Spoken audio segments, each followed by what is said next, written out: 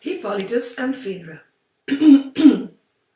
In Greece, Artemis was also widely worshipped as the goddess of chastity, and along with her they honored Hippolytus, a handsome young man who dedicated his life to the service of the goddess and by his death became the symbol of upright and honorable youth. Hippolytus was the son of the hero Theseus, king of Athens. His mother was the lovely Antiope, queen of the Amazons, who fell at Theseus' side fighting bravely in the defense of Athens. Theseus later remarried. His second wife was Phaedra, daughter of the famous king of Crete, Minos. After the king's second marriage, Hippolytus left Athens and went to the Peloponnese, where he stayed with his great-grandfather, the sage Pythius. Pythius, who was king of Thrace, made the young man heir to his throne.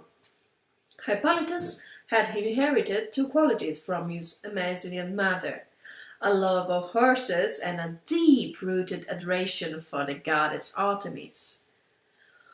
4 splendid steeds drew his chariot, which he controlled with breathtaking skill. He took part in the Olympic Games, and when he returned victorious to Troezen, standing upright upon his chariot, the young people of the town ran to greet him as if he were a god from Olympus. Yet far more important in the young man's life was the worship of goddess Artemis, as the symbol of the purity of youth. He spent the greater part of his time in the goddess' sacred grove, and he had become the dearest person in the world to her. The son of Theseus was the only mortal the goddess would meet and speak to. Together they hunted deer and wild boar. Together they drank crystal-clear water from shady springs, and together they rode in company, side by side. Artemis' love for Hippolytus was deep, chaste, and sincere. Sisterly, his love for the goddess was filled with respect, worship, and purity. However, Aphrodite, the goddess of love, felt insulted by the fervor Hippolytus showed in his worship of Artemis. She could not bear to see him pass her statue without even stopping to beg a favor or to lay an offer to her feet. "What right," she cried, "has he to ride at her side day after day? Mortals were created to worship all the gods of Olympus and not just one alone." And with these words she waited for a chance to strike. Now one day Hippolytus went to Athens and to attend a religious ceremony at his father's palace. Aphrodite knew that there would be his stepmother Phaedra, and that this woman would be the most suitable person to use a tool to bring about the young man's destruction. One shaft from the bow of her winged son, Eros, was all Aphrodite needed to make Phaedra forget her love for her husband and feel passionate longing for the noble youth. Sure enough, with the Queen of Athens set eyes upon the light figure of Hippolytus, her heart beat faster. Alarmed by her feelings, she tried to bring herself to her senses and think of the harm she would do to her husband, but it was impossible to listen to the voice of reason. The most she could do was to prevent herself from speaking to Hippolytus.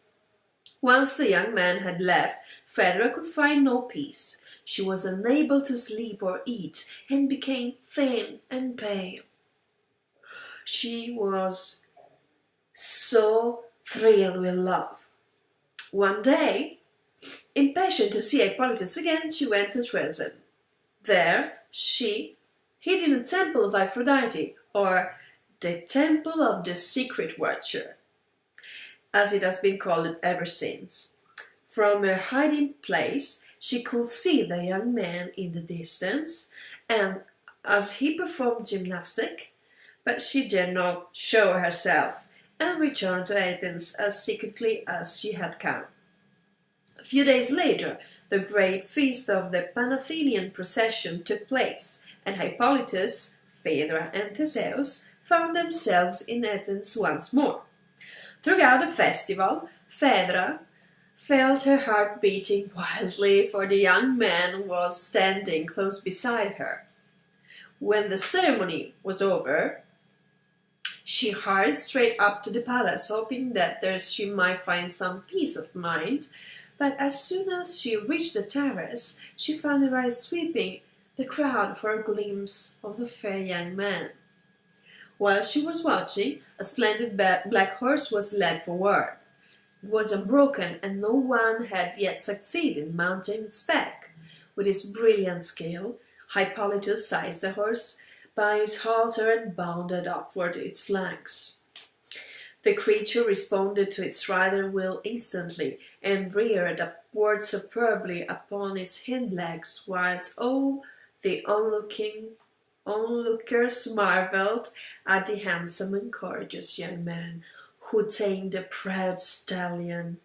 With bated breath, Phaedra followed the scene from the palace walls, and when everything was over, she found Hippolytus alone.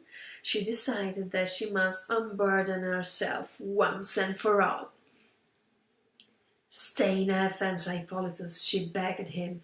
"I don't want Theseus any longer. It was he who abandoned my sister Ariadne on Naxos.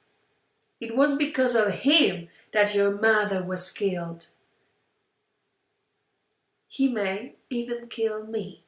You must take revenge, Hippolytus. The goddess Aphrodite is on your side. Become the king of Athens, and I will be your devoted wife and queen."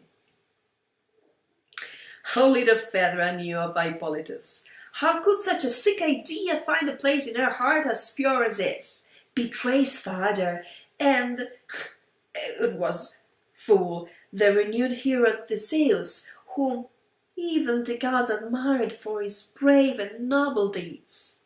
Betray Artemis, the eagle-eyed huntress to whom he dedicated all his life long, as if he could perform such a deed. Hippolytus fixed Phaedra with a gaze of such cold contempt that her heart quailed, and then he hurled the words in her face, "Never! Shame on you!"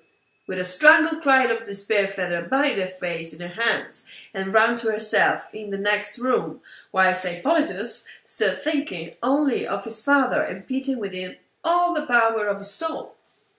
"Chryseus," he swore at last, "I give my oath, and I shall never tell my father what I know. Let her see for herself the injury she was ready to do to him." Phaedra realized, of course, what a terrible thing she had done, but she lacked the will to undo the harm. The one evil they pushed her to one another 3 times more terrible. "Never! Shame on you!" she ached, his stinking words. "But if I am lost, then you shall be dragged down with me." Then she tore her clothes, dug her nails into her arms and neck, threw her hair into the disorder, and bustled for the room. "Help! Help!" she cried. In broken phrases, punctuated by sobs, she laid in the blame of the innocent youth. She then shut herself in her room and once more wrote a letter to Theseus, treacherously accusing Hippolytus of the crime she had herself committed. Then, pinning the note to her robe, she hung herself from the crossbeam of the door and brought her life to a miserable close. The frightful news soon reached Theseus. When he saw his wife's body and read the letter, he stood as if transfixed. He could not bring himself to believe the sight before him and the words he read. Yet his wife was dead, and how else but through the treacherous lust of his son Hippolytus? "How could I have been so blind?" he cried. "Turn him out and let him never again set foot in Athens." At that moment Hippolytus appeared. You are making a terrible mistake, father. I am not guilty. You hypocrite! You swore a vow of chastity to the goddess Artemis, and now you betray her, your father and your stepmother. It was you who killed her. Murderer! Get out and never set eyes on me again. Hippolytus did not wish to speak out, for he had sworn never to lay the blame of Phaedra. For this reason he decided to swear a solemn oath. Listen, father, I swear to Zeus that I will disappear without name or glory, without motherland and without home, pursued by gods and men, if I am able. And when I die, may my body lie unburied, my bones picked clean by birds of prey. I can say no more. Oh, ye gods, what a shameless liar! There's the body, there's the letter. Everything betrays you, ungrateful beast. Leave! I cannot bear the sight of you. And rather than reveal the truth, Hippolytus chose to leave. He ran straight to his horses, harnessed them to the chariot, and seizing the reins galloped off down the road towards the Peloponnese. As soon as he had left, Theseus again overflowed with anger. "O father Poseidon, ruler of the seas," he cried, "you promised me 3 wishes, now I beg for one of them, to not let Hippolytus reach Troezen." "Why, Theseus, why? Why did you act in haste? Why did you not look more closely? Why did you turn to others for advice instead of acting in the heat of the moment? Blinded by your wrath, you took the rash decision and hurled the curse which brought death upon your son. And as for you, unlucky Hippolytus, your fate is sealed. You will never again ride victorious to Troezen, and the longing maidens will set eyes on you no more. You will never again run at Artemis' side in the cool meadows, and never so much as offer another rose to the goddess you adored, from now death lies in wait you upon your road." Unaware of the fate which awaited him, Hippolytus was now striking the Cyronian rocks, spanning along the rough and narrow roads that leads to Corinth, between the mountain and the sea. Through his heart, he was bursting with grief. He guided his chariot with a sure hand over the winding, rock-strewn way. Then, all of a sudden, a huge wave disgorged upon the shore and monstrous bow which bellowed hideous as northern water from his nostrils. He started horses, bolted and dragged the chariot toward the cliff's edge. Had anyone but Hippolytus been at the reins, they would have tumbled headlong to the rocky shore below. But there was not a charioteer in the world who could match Hippolytus. Heaving upon the reins, he arched his body back like a Norseman and achieved the impossible feat of forcing the bolting horses back upon the road. Pursued by the roaring bull, the horses dragged the chariot along the breakneck speed. Yet Hippolytus held them on their course, avoiding death by a hair's breadth every instant.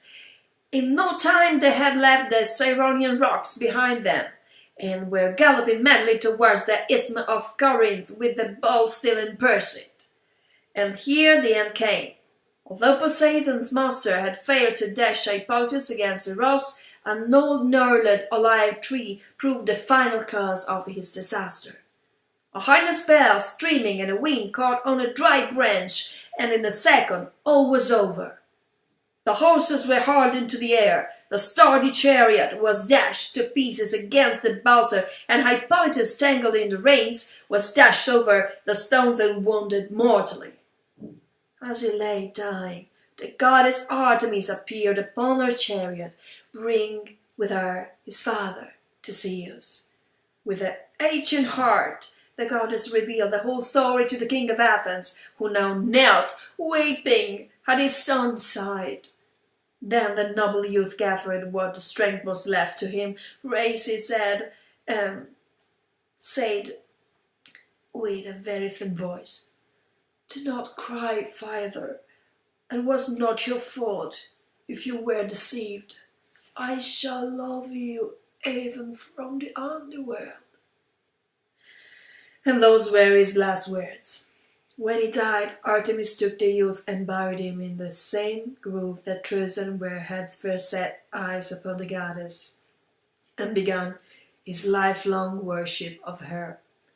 Heartbroken at the death of his son, and at the great and irreparable wrong he had done him, Theseus came to a sacred grove and marked out the spot where a temple will stand. Soon a simple but beautiful temple rose at the side of Hippolytus' grave. Here the young man was worshipped as a god, and all the young men and maidens of Trojan brought a lock of their hair before their wedding, and offered it to Theseus, who had been so unjustly sacrificed.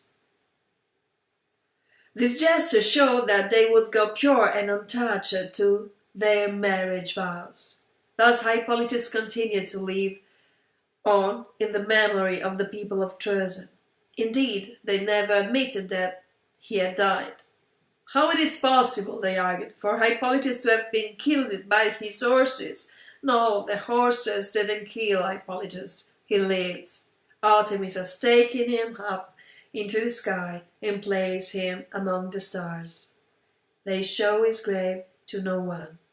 But at night they would point to a constellation in the sky and say, "There he is."